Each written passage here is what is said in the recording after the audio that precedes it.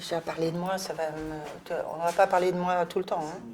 Georges Abdallah, c'est un communiste révolutionnaire qui a donné 35 ans de sa vie pour la Palestine, on va dire. Voilà. Il est tombé pour des actes de résistance, pour complicité dans des actes de résistance, alors que son pays était occupé par les troupes israéliennes à l'époque.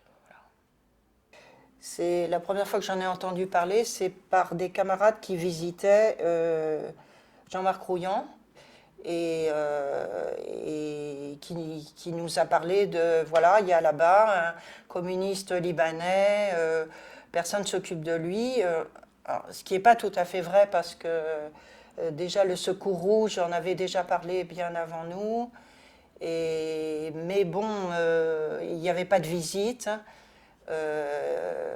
De militants de chez nous et voilà, on a commencé à monter un collectif, à aller le visiter, à lui écrire d'abord, à faire connaissance et puis à le visiter et surtout à construire, à essayer de construire des liens avec d'autres organisations politiques, amis et camarades, et de façon à répandre une volonté de le soutenir et d'établir une solidarité, de construire une solidarité autour de lui.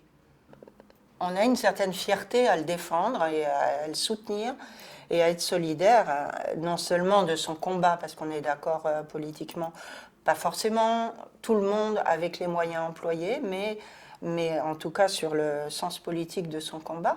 Mais cette force-là, il la puise justement dans le fait qu'il suit de très près les luttes extérieures et c'est comme s'il était inscrit lui-même dans ce mouvement. Hélas, il ne peut pas faire grand-chose, mais si quand même, puisqu'il est là sans arrêt avec nous, par sa parole, par ses écrits et tout ça.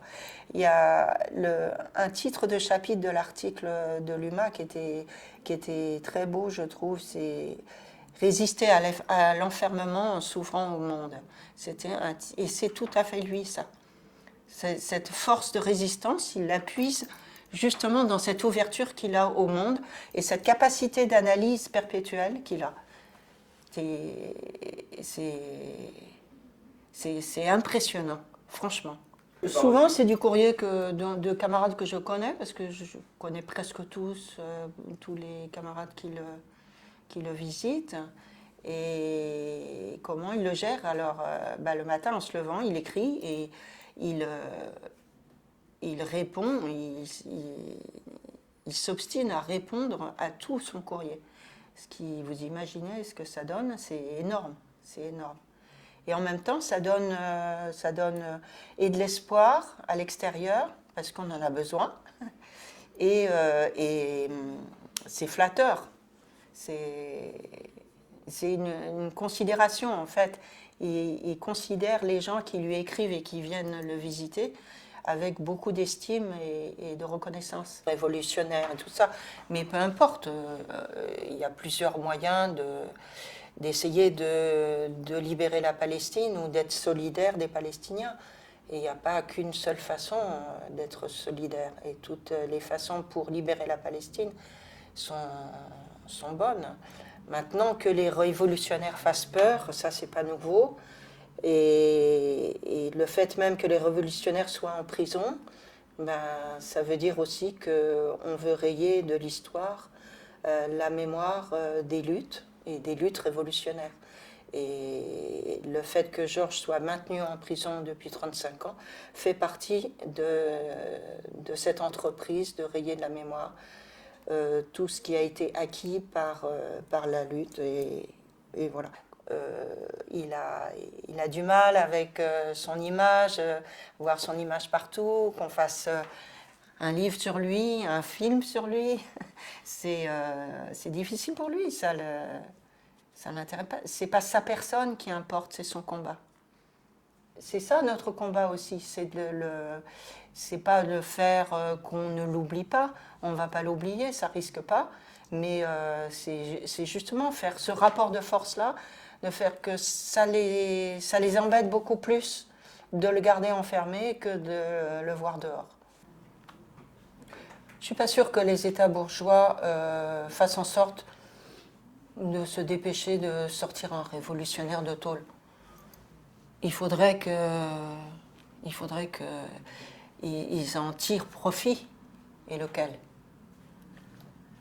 À chaque jugement, il a été notifié plusieurs arguties juridiques, mais parmi celles-là, il y avait toujours, il a gardé ses convictions politiques, il ne renie pas ce qu'il a fait, et il n'a pas à le renier.